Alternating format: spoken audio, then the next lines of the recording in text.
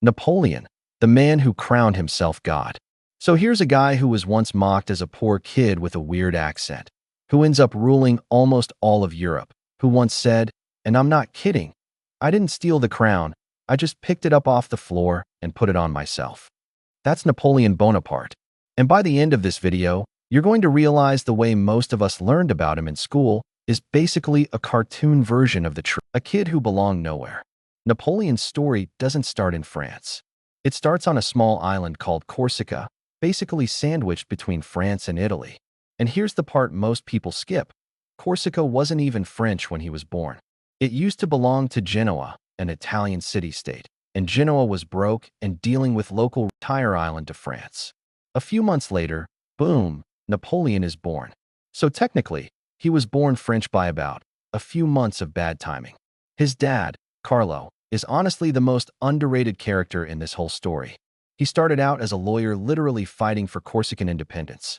Then the French won, and he did a complete 180, switched sides, became buddies with the French, and used those new connections to get noble status for the family. Napoleon never forgave him for that. He thought his dad was a sellout, a coward. But here's the twist that makes this so messed up. The only reason Napoleon even got to go to that elite French military school was because of the very same sellout connections his father made. The thing he hated his dad for is the exact thing that built his entire career, surrounded by colonizers. So what does he do? He goes full bookworm mode, buries himself in math, history, geography. And the guy wasn't reading random stuff. He was obsessed with, this is it. He specializes in artillery, cannons, essentially, and becomes a low-ranking officer in the French army. Nobody on earth thinks this guy is going to run Europe one day. Nobody. Wrong side, right side, then the right move. 1789, French Revolution kicks off. Total chaos. And in the middle of this, Napoleon goes back to Corsica to help his childhood hero, a rebel leader named Pasquale Paoli, the same guy his dad had betrayed years earlier. Paoli was not about to forgive the Bonaparte family. He kicks Napoleon's entire family off the island. They flee to France with basically nothing. Now here's where it gets interesting.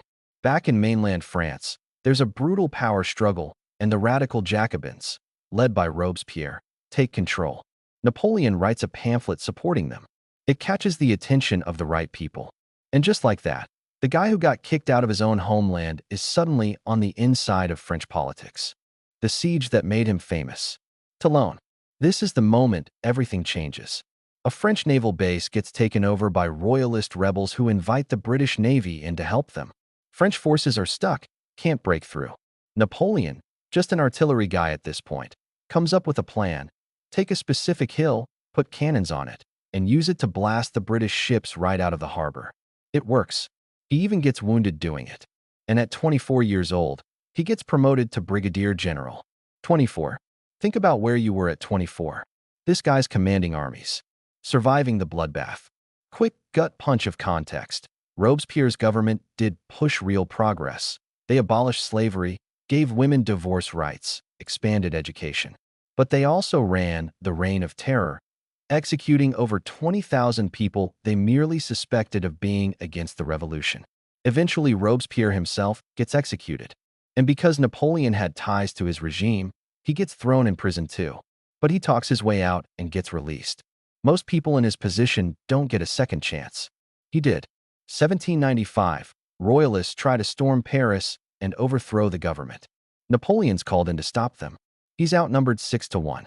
His solution? 40 cannons, loaded with grape shot, which is basically a giant shotgun blast, fired straight into the crowd. Rebellion crushed in 2 hours. Brutal?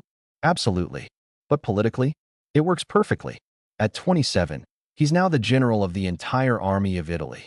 And here's a detail that tells you everything about how his brain